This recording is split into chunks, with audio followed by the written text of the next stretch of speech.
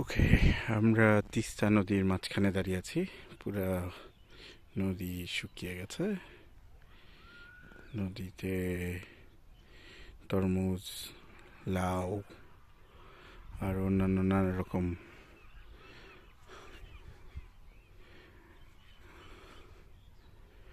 শাকসবজি চাষ করা হচ্ছে।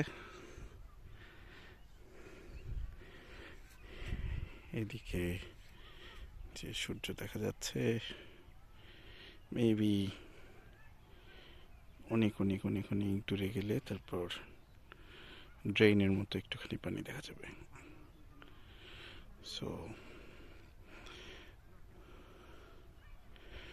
Thank you to our neighbour,